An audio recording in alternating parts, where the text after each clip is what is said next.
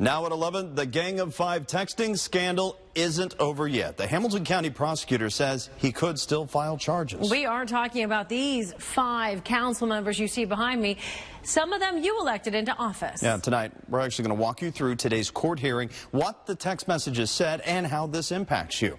Now, so far, this is costing the taxpayers $176,000. That covers the legal settlement, legal fees, and other costs. Tonight, Councilmember Chris Seelbach says he plans to pay back his part of the fine tomorrow. Still, Judge Robert Ruhlman has made it clear that he's appalled by the whole thing. This is body cam video from Glendale officer Joshua Hilling. It records the encounter last Tuesday between Hilling and Javier Pablo Aleman, who was armed with a knife. Tonight, we break down the seconds that Officer Hilling has to react to Aleman. At this point in the video, Officer Hilling asks Aleman to walk to his cruiser, where he tells him he plans to pat him down for officer safety. Once at the cruiser, though, Aleman turns suddenly, and in less than 2 seconds, Aleman reaches behind his jacket for that knife. You see it there. He begins to also yell, kill me, as we start the video back up. And in less than 2 more seconds, Hilling pulls out his gun, and you can clearly see the knife right there in Aleman's hand. 2 more seconds go by, and a shot is fired, the casing captured in this frame of the body cam video. Aleman goes to the ground when that shot is fired. He's shot in the abdomen, but eventually he gets back up on his feet and continues his advance toward Hilling with that knife still in his hand. You can see him getting back up there. Now, while Aleman keeps yelling, kill me, Hilling orders him to stay on the ground on I-75. Hamilton County Prosecutor Joe Dieters today says the officer did nothing wrong in this case, and Hilling's police chief praised him for showing restraint during this entire situation. Ultimately, a Sharonville officer who arrived as backup tased Aleman, and he was taken into custody. You can take a look at the full body cam video for yourself on our website, WCPO.com. Also new tonight, a plan to raise Ohio's gas tax is going forward. Today, the Ohio House passed the spending bill that makes a nearly 11-cent per gallon increase on the tax on gasoline. It would also raise diesel prices by 20 cents per gallon. The proposal is lower than what Governor DeWine called for in his State of the State address. He said what he proposed was the bare minimum to address dangerous roads and intersections. The bill now goes on to the Ohio Senate. A remarkable accomplishment by a high school senior tonight. Get this. He's been accepted by 41 colleges. Pretty incredible. Even better here, many of them are already offering up scholarships. Michael Love goes to Cornerstone Health and Technology High School. That's in Detroit. He applied to more than 50 different schools. Love is a member of the National Honor Society, plays varsity basketball, and has an after-school job as well. Pretty busy guy. He wants to be an aerospace engineer. From the sounds of it, he's not going to have any problems making that happen. I wonder what he'll pick. 41, I mean, to have to fill out 50 applications, number one. And all the fees and everything, yeah. I think my kids filled out like 3. My daughter did 1. And we didn't know that until after thank goodness, she got accepted. And we're like, what were your fallback schools? And she goes, I didn't fill any out. Oh, my goodness.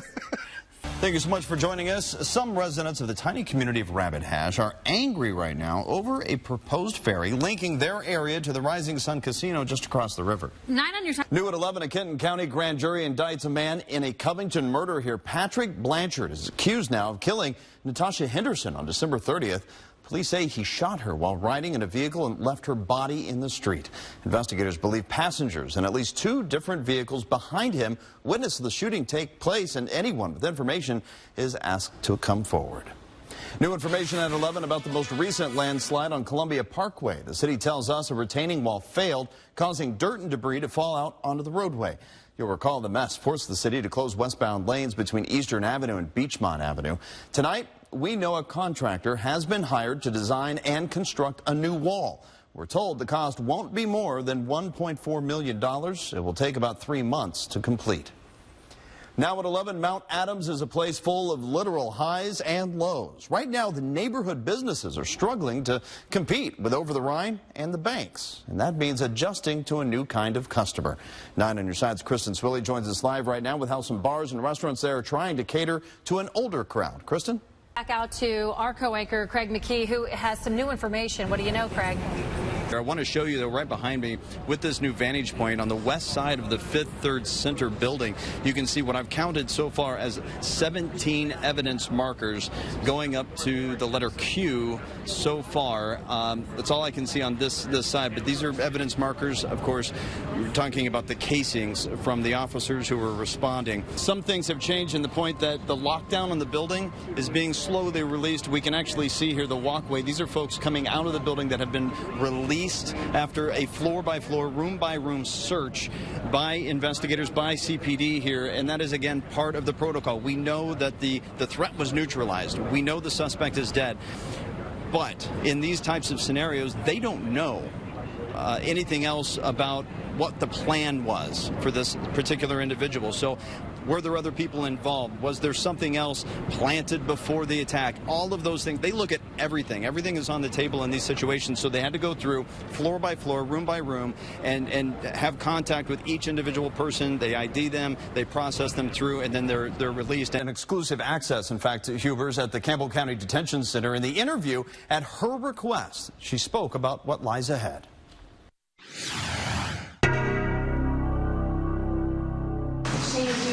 Since her sentencing and subsequent turnover of her conviction, we've not heard a word from Shayna Hubers. That is, until now. It's May 8th, and it's here inside the Channel 9 mailroom that I see a letter to 9 on your side. The name on the return address immediately rang a bell. They were handwritten letters from Shayna herself, asking for help. Some may say that this is more by reaching out, this is more of either a publicity stunt or something to derail your second trial. What would you say to somebody that says that? This is no stunt. In her first interview since those fatal gunshots in October 2012, which police say came at the hands of Shayna Hubers and killed her boyfriend, Ryan Poston, Shayna says she's now concerned Campbell County authorities won't let her get married. We're only contacting you all to make sure that those rights are respected and that this process is not thwarted because of who we are. It was the summer of 2016, and apparently love was in the air inside the Campbell County Detention Center. I originally met McKee 2 years ago when I was taken to a recreation yard that was next to Unique's cell. And we just began talking, and that was how it happened. You did have a quote. You said, "I don't know if anyone will ever want to marry me if they know that I killed a boyfriend in self-defense." But here you are filing a marriage license, which means you found someone. That's true. The person she wants to marry, fellow inmate Richard McKee, who identifies as a transgender woman by the name Unique Taylor. I don't see Unique as a man or a woman. I see Unique as a soul that I love. Shayna even draws a comparison between her relationship with Ryan Poston and her new love interest. Maybe years ago, that wasn't the right person, and so we didn't understand each other as well, and Unique and I understand each other a lot better. We struck up a conversation, and it just sort of went from there.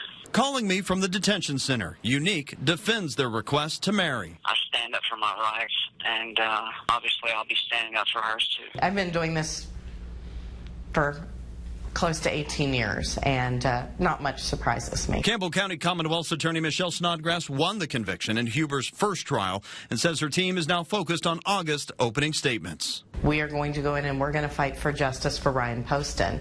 So none of this outside craziness has anything to do with our case, and really it doesn't impact us. I'm not hoping that anyone thinks any differently of me. I'm just hoping that this ensures my right to marry under the U.S. Constitution. That's all I'm here for. The Campbell County clerk says he's in receipt of the marriage license request and is requesting information left off of the application. As for her case and second trial, currently set for August. Is there anything you regret from 2012? Her answer to that question, what she says about possibly taking the stand in her own defense, and why she thinks things would be different if put into the same situation today. That's tonight on 9 on Your Side at 11 o'clock. I am looking forward to that, as I know many are as well, but I have to know this. So many people have been asking me, I'm curious too, if they're in prison, is he Is Unique in the women's cell? How are they able to contact each other? Unique is with the men, and Shayna obviously with the women. They tell me that they have been able to stay in contact and communicate for over about the last 18 months by sending letters and also using an internal phone system in the jail. So those are some of the details of how they've stayed in touch. We'll have the rest of Shayna's interview, of course, regarding her case tonight at 11. Meanwhile, we have been receiving a lot of emails and calls as to why we chose to talk to Shayna Hubers in the first place. Right now on WCPO.com, you can read the 4 reasons we decided to bring you her story.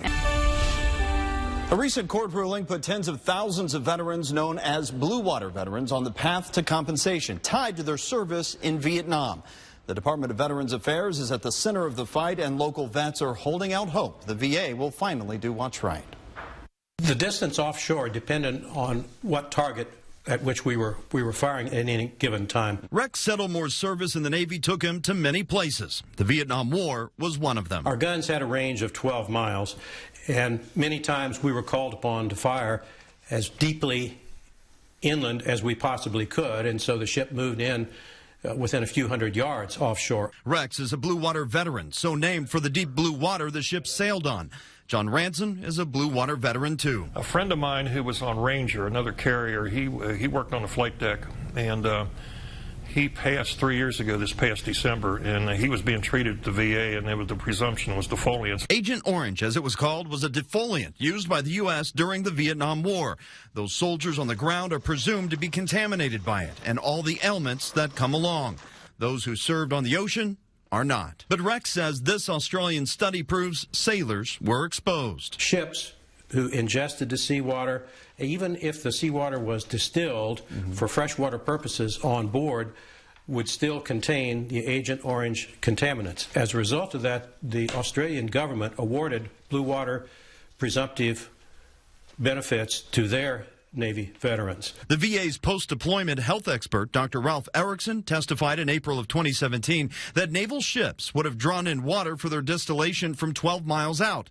And so it makes it a little bit harder for this conceptual framework to apply to the U.S. Navy. I have to tell you, Craig, we served off the coast of Vietnam well within a few hundred yards, and we did not turn off the seawater suctions when we were operating in close. I am unaware that that was ever a policy. It certainly was not a policy that was typically followed by the destroyers that were on gunfire support. In a January 29th ruling, the U.S. Court of Appeals for the Federal Circuit said in the original Agent Orange Act of 1991, Republic of Vietnam covers everyone whose service included duty or visitation in the Republic of Vietnam, which under background law embraces the territorial sea. What was your reaction initially? I was very encouraged. To me, it was an extremely positive action on the part of the Federal Circuit in Washington, D.C. If you're going to recognize in-country personnel for the same ailments that we out in the Deepwater had, then it's just fair, as far as I'm concerned. The VA has not announced whether it will appeal the Federal Circuit decision. If the ruling stands, it could mean thousands of dollars in compensation for Vietnam-era sailors. Meanwhile, current Blue Water Navy legislation was reintroduced in the new Congress. It outlines which Navy members would qualify and the areas impacted. I've shared it on my Facebook page, McKee WCPO, if you'd like to take a closer look. Since our report, our 9 on Your Side I-team discovered a connection between the man behind a certain brand of synthetic urine sold in Cincinnati and Cincinnati's own mayor.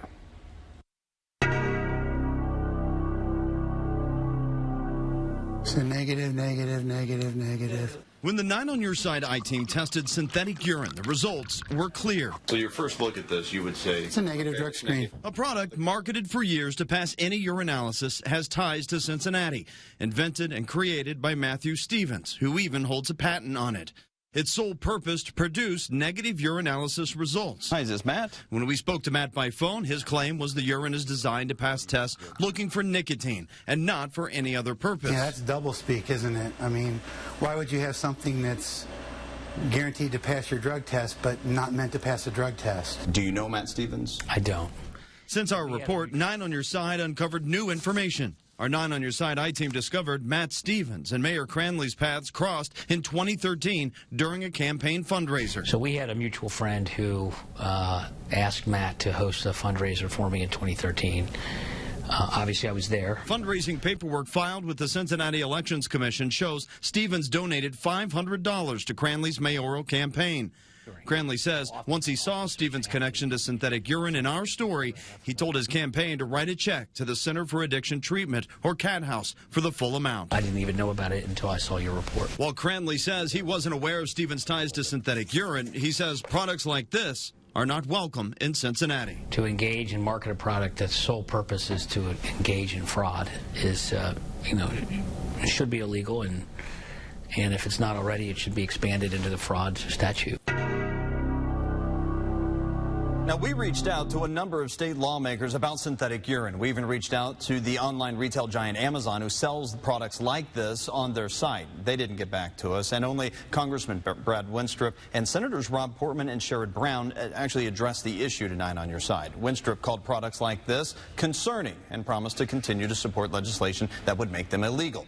Senator Portman said products like this are a disservice to the families experiencing the consequences of addiction.